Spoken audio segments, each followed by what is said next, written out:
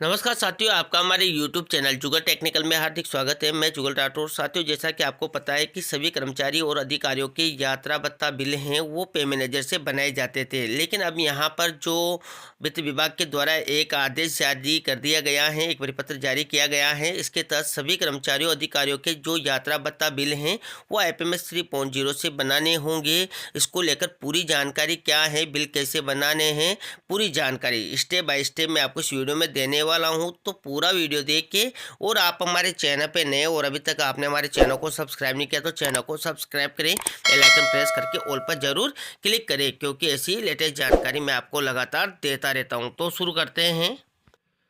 तो देखिए, राजस्थान सरकार वित्त एवं कोष लेखा विभाग के द्वारा एक परिपत्र जारी किया गया। इसका जो विषय है IPMS 3.0 के अंतर्गत यात्रा भत्ता बिल बनाए जाने के संबंध में, यानी कि जो यात्रा भत्ता बिल हैं अब वो IPMS 3.0 के अंतर्गत बनाने होंगे। इसको लेकर पूरी जानकारी क्या है, तो देखिए, वित्त विभाग द्वारा एकीकृत वित्तीय प्रबंधन प्रणाली के अंतर्गत पारदर्शिता, सुगमता एवं शुद्धता स्थापित करने के उद्देश्य से IPMS 3.0 के अंतर्गत विभिन्न प्रक्रियाएं निरंतर संचालित की जा रही हैं। इसी प्रक्रिया के अंतर्गत विभिन्न विभागों, कार्यालयों के अंतर्गत कार्यरत अधिकारियों, कर्मचारियों द्वारा बनाए जाने वाले यात्रा भत्ता बिलों की प्रक्रिया भी विकसित कर ली गई है। यानी कि अब IPMS 3.0 पर यात्रा भत्ता बिल बनाने की प्रक्रिया जो है विकसित कर दी गई है।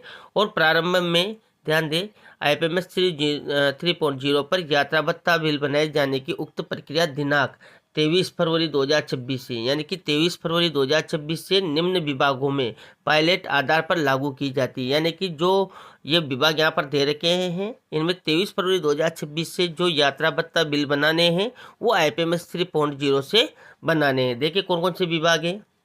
कार्मिक विभाग सचिवालय, कोष एवं लेखा विभाग, निरीक्षण विभाग, स्थानीय निधि एवं अंकेक्षण विभाग।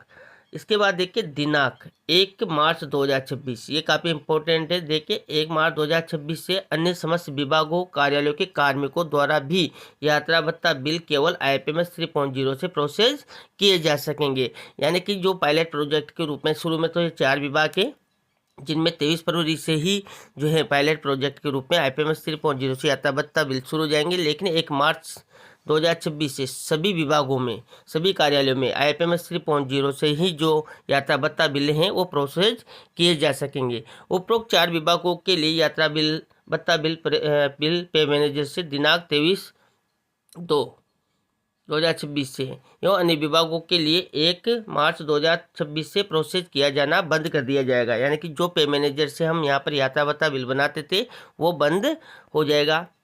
इसके बाद देखिए IPMS 3.0 से यात्रा भत्ता बनाए जाने हेतु अधिकारी, कर्मचारी, एम्प्लॉय सेल्फ सर्विस से यात्रा भत्ता विवरण तैयार कर बिल ई-साइन द्वारा DDO को फॉरवर्ड कर सकेंगे। यानी कि IPMS 3.0 से कार्मिक या अधिकारी खुद अपनी जो IPMS 3.0 है एम्प्लॉय सेल्फ सर्विस, वहाँ से यात्रा भत्ता बिल बनाएंगे और ई-साइन के द्वारा DDO को फॉरवर्ड कर देंगे। यात्रा भत्ता बिल DDO के कार्यालय पर मेकर को, ध्यान दें, मेकर को माई टास्क लिस्ट में प्रदर्शित होगा। यानी कि जो बिल यहाँ पर कर्मचारी ने या DDO अधिकारी ने भेजा है वो जो DDO है उसके मेकर में जो माई टास्क लिस्ट है उसमें प्रदर्शित हो जाएगा।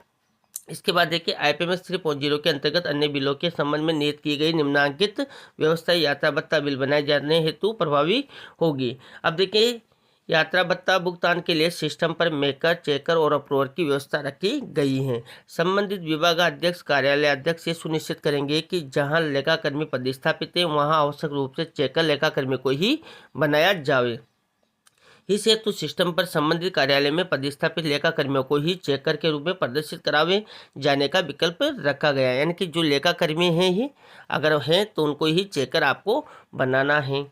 इसके बाद देखिए, आहरण वितरण अधिकारी द्वारा अंतिम रूप से प्रदर्शित बिल की नियमानुसार जांच पश्चात अनुमोदित किए जाने पर ई-साइन या डिजिटल सिग्नेचर किए जाने के उपरांत ही उनके द्वारा बिल कोषालय को सिस्टम से प्रेषित फॉरवर्ड किए जा सकेंगे। यानी कि जो आहरण वितरण अधिकारी है DDO अंतिम रूप से प्रदर्शित बिल को जांच करेगा और ई-साइन डिजिटल सिग्नेचर के माध्यम से कोषालय को फॉरवर्ड करेंगे।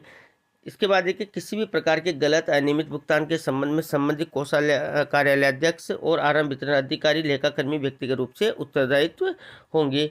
विभागों में पदस्थापित वित्तीय सलाहकारों लेखा सेवा के वरिष्ठ अधिकारियों के द्वारा अपने अधीनस्थ कार्यालयों आरंभ वितरण अधिकारियों द्वारा किए जा रहे राज्य के भुगतानों की समय समय पर जाँच किया जाना सुनिश्चित किया जाए। इसके बाद देखिए IPMS 3.0 के अंतर्गत यात्रा भत्ता संबंधी प्रक्रिया का यूजर मैनुअल परिशिष्ट ऐप पर संलग्न सभी विभागों के लिए प्रशिक्षण कार्यक्रम निर्देशक कोष लेखा द्वारा आयोजित किया जाएगा।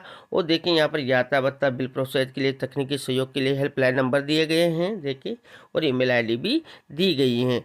इस पर आप कोई भी तकनीकी सहयोग आपको लेना है तो ले सकते हैं। तो ये थी साथियों यहाँ पर राजस्थान सरकार वित्त विभाग के द्वारा जो IPMS 3.0 हैं उसके अंतर्गत अब यात्रा भत्ता बिल बनाए जाने की प्रक्रिया प्रारंभ कर दी गई है। शुरुआत में 4 विभागों में पायलट प्रोजेक्ट के रूप में शुरू किया गया है, जिसके बाद 1 मार्च 2026 से सभी विभागों में सभी कर्मचारियों और अधिकारियों के लिए जो है यात्रा भत्ता बिल IPMS 3.0 से ही बनाने होंगे। इसको लेकर पूरी जानकारी क्या है मैंने आपको इस वीडियो में देने का प्रयास किया। आपको हमारी जानकारी कैसी लगी? जानकारी अच्छी लगी तो लाइक करें, शेयर करें, और अभी तक आपने हमारे चैनल को सब्सक्राइब नहीं किया तो चैनल को सब्सक्राइब करें, बेल आइकन प्रेस करके ऑल पर जरूर क्लिक करें, क्योंकि ऐसी ही लेटेस्ट जानकारी मैं आपको लगातार देता रहता हूं। धन्यवाद साथियों, फिर मिलते हैं नई वीडियो में नई जानकारी के साथ। तब तक के लिए जय हिंद।